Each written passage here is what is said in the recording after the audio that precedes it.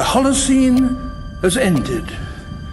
What we do now, and in the next few years, will profoundly affect the next few thousand years. The only conditions modern humans have ever known so far are changing, and changing fast. Nothing stays the same on this planet. Everything changes. The Earth is going into one of these jumps, and you don't know what is going to be on the other side of those jumps. The Earth is always jumping.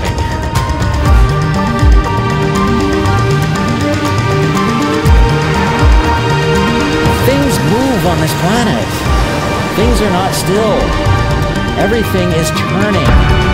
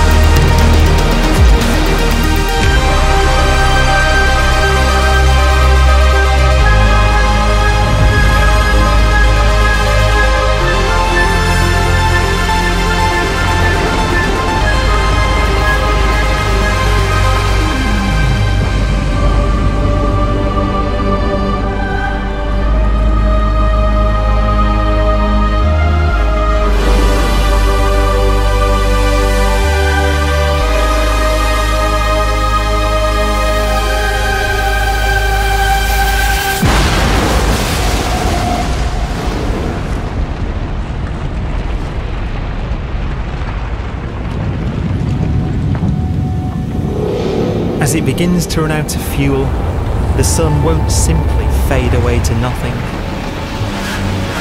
Its core will collapse, and the extra heat this generates will cause its outer layers to expand.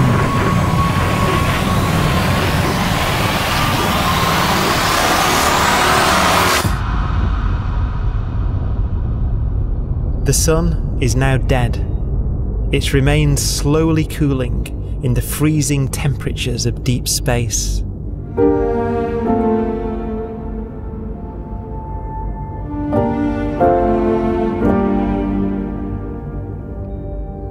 The fate of the sun is the same as for all stars.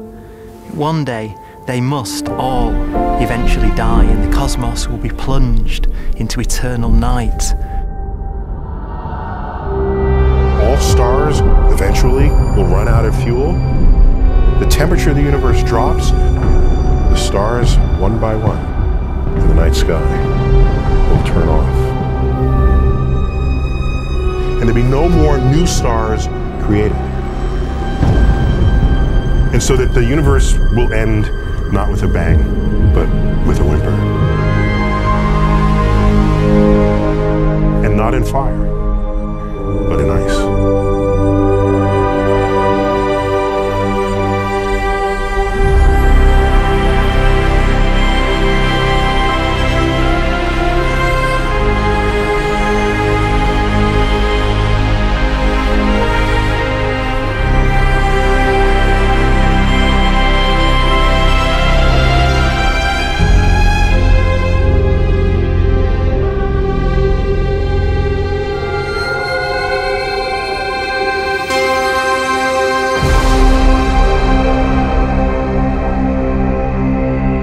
With no fuel left to burn, a white dwarf's faint glow comes from the last residual heat from its extinguished furnace.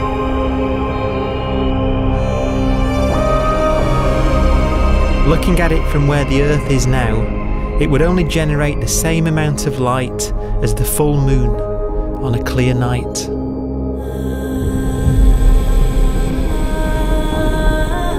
The faint glow of white dwarfs will provide the only illumination in a dark and empty void littered with dead stars and black holes.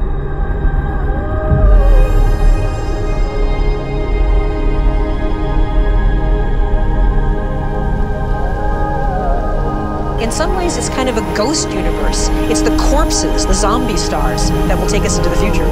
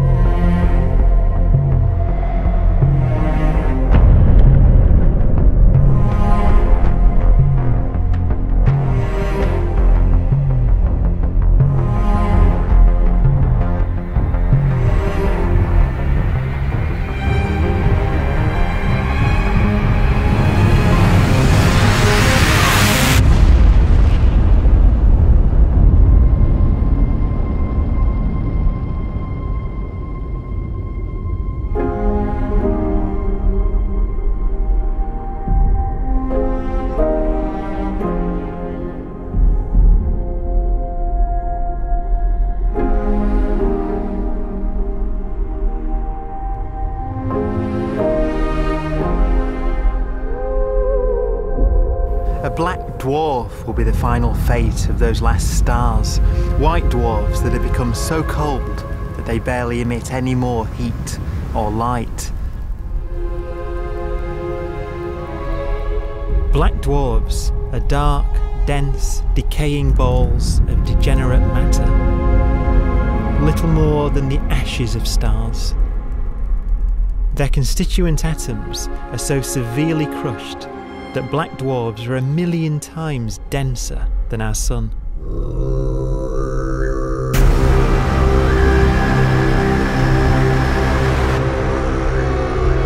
Stars take so long to reach this point, we believe there are currently no black dwarfs in the universe.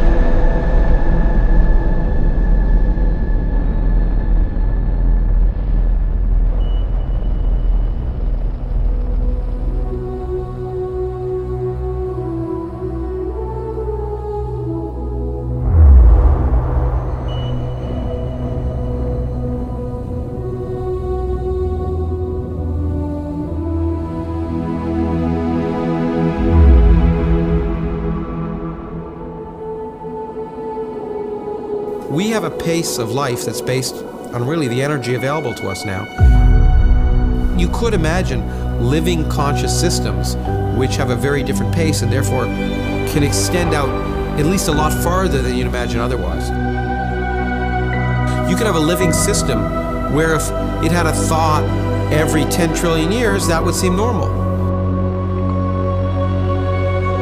Even if our life dies out, one could imagine at some time arbitrarily far in the future, a fluctuation occurs which allows intelligent life to exist again for a little while. So you might have islands in time of intelligence.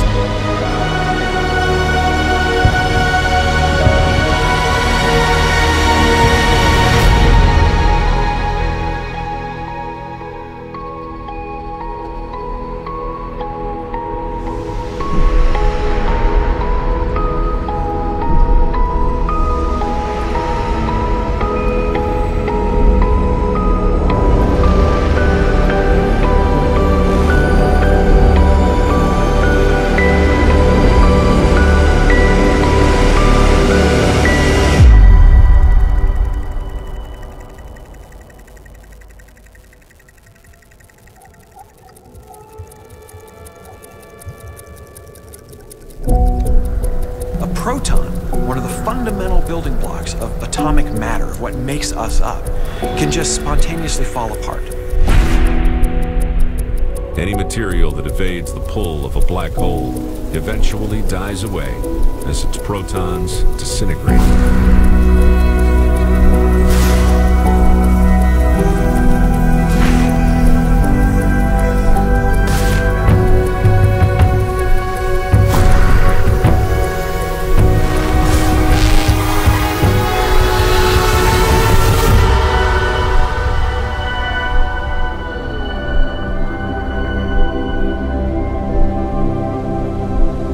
The matter inside black dwarfs, the last matter in the universe, will eventually evaporate away and be carried off into the void as radiation, leaving absolutely nothing behind.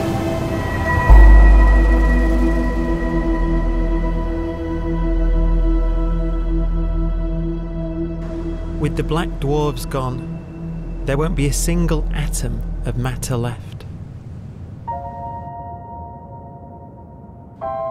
All that will remain of our once rich cosmos will be particles of light and black holes.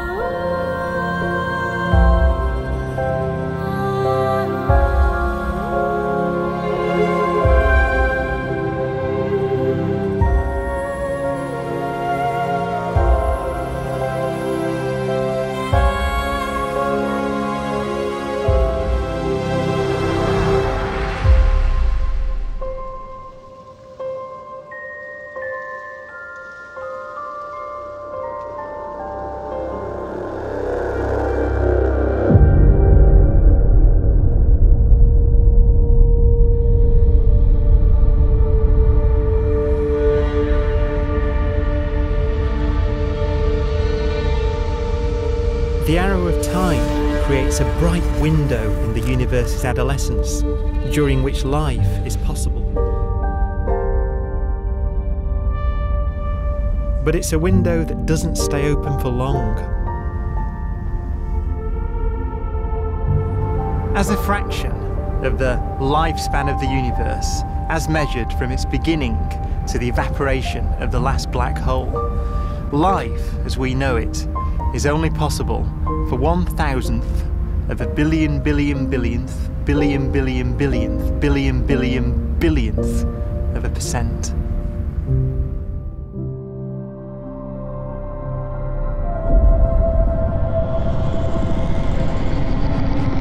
Black holes become the fundamental building block of the universe. A galaxy will basically be a supermassive black hole in a center with smaller black holes orbiting it. Zombie galaxies filled with black holes continue to evolve. They'll eat each other and they'll get bigger, and maybe they'll fall into the supermassive black hole and it'll get bigger. The universe will still be an exciting, dynamic place. It's just that the timescales you're talking about are now trillions of years instead of thousands or millions of years.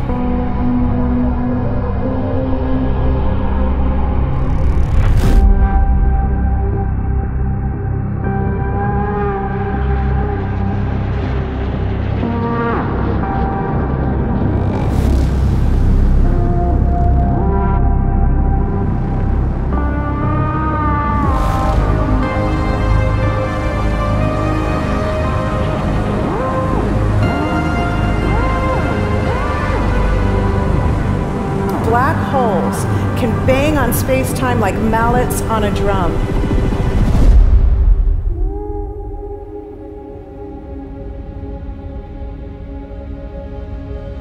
And they have a very characteristic song.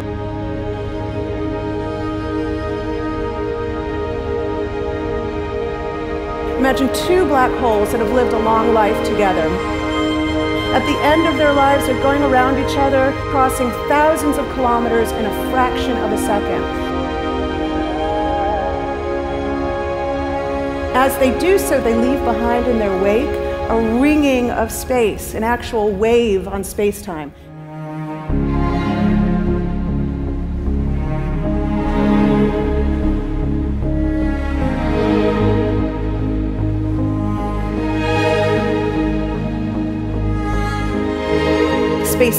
squeezes and stretches as it emanates out from these black holes banging on the universe. Those are the gravitational waves. They are literally the sounds of space ringing.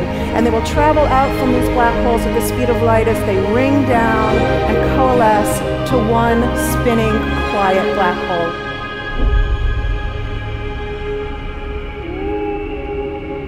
If you were standing near enough, your ear would resonate with the squeezing and stretching of space. You would literally hear the sound.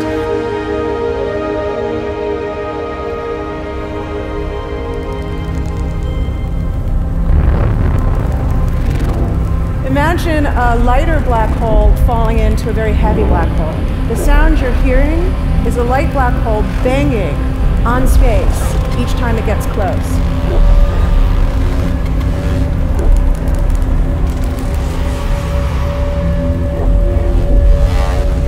As it falls in, it gets faster and it gets louder.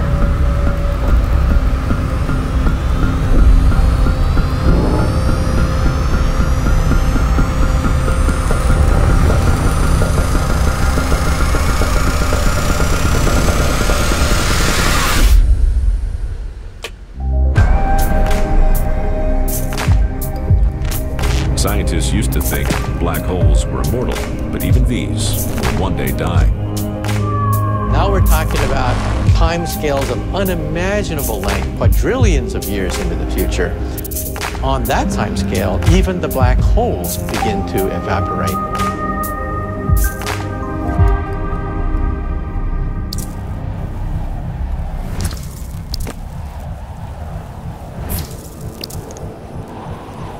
According to quantum mechanics, space is filled with virtual particles, antiparticles, that are constantly materializing in pairs, separating, coming together again, and annihilating each other.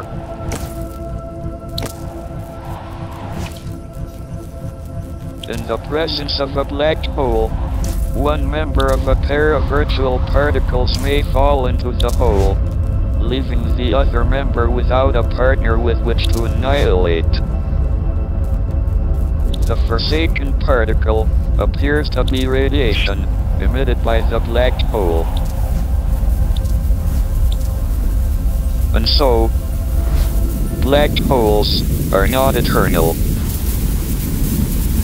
They evaporate away at an increasing rate until they vanish in a gigantic explosion.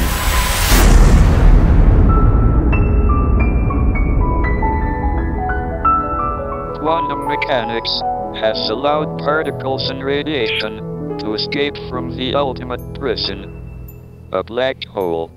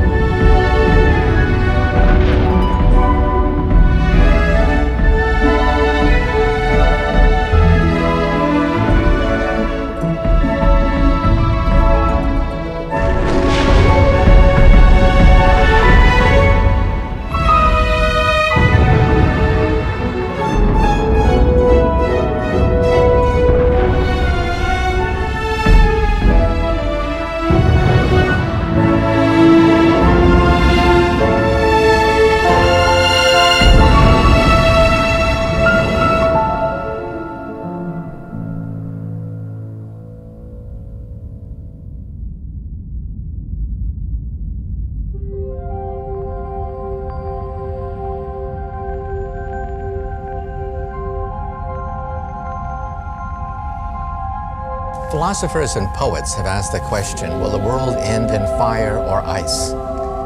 We can now give an answer.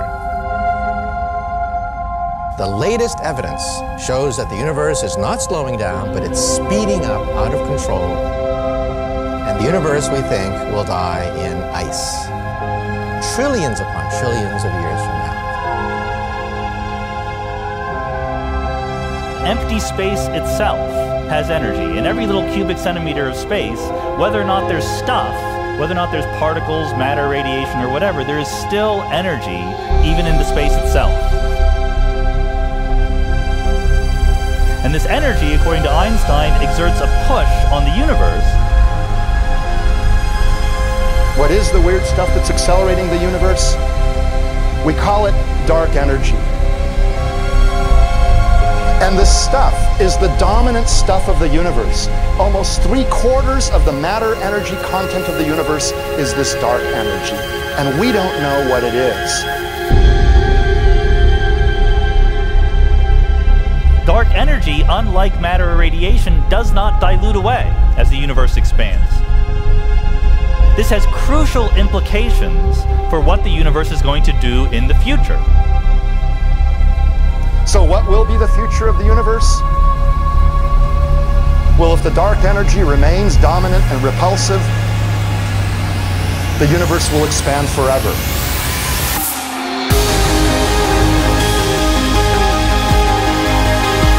Faster and faster and faster with time. A runaway universe. 70% of the energy of the universe resides in empty space, and we don't understand why. But we do know what will happen. If that energy continues to be there, the universe will become cold and dark and empty. That's the future as it might be.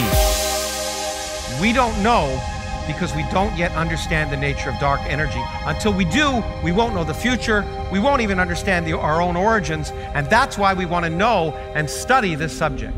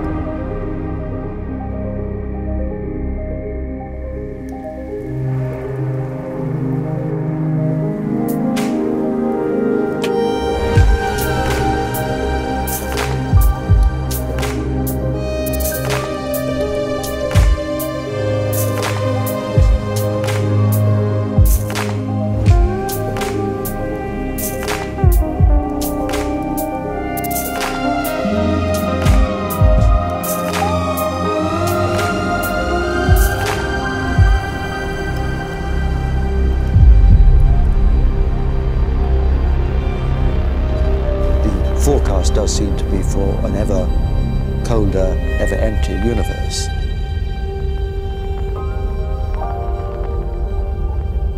But then, of course, we have to ask, could that end lead to a new beginning? And there are ideas whereby what actually is the end of our universe could in some sense be linked to the beginning of a new one.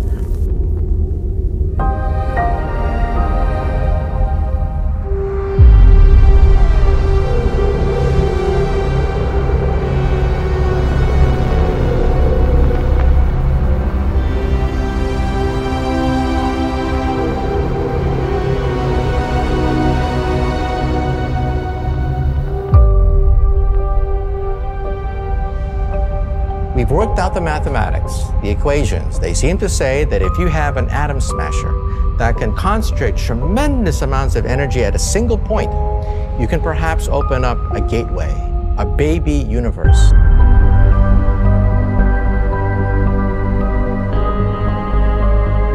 Facing the death of everything there is, this perhaps is their only possibility of escape. And this also raises a very intriguing possibility, sheer speculation of course, that perhaps any universe that has intelligent life in it will create baby universes, will create lifeboats, and proliferate child universes.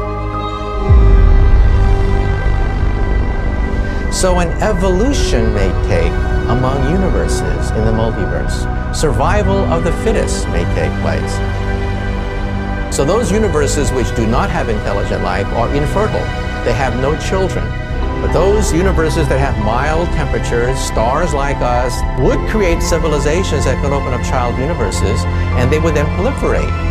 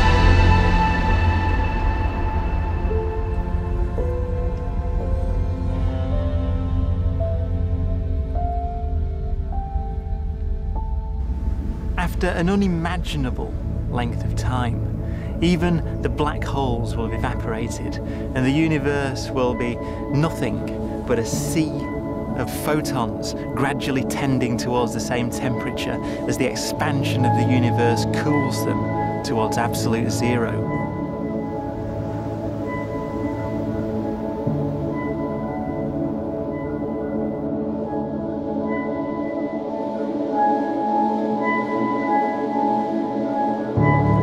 Once the very last remnants of the very last stars have finally decayed away to nothing, and everything reaches the same temperature, the story of the universe finally comes to an end. For the first time in its life, the universe will be permanent and unchanging. Entropy finally stops increasing because the cosmos cannot get any more disordered. Nothing happens, and it keeps not happening forever.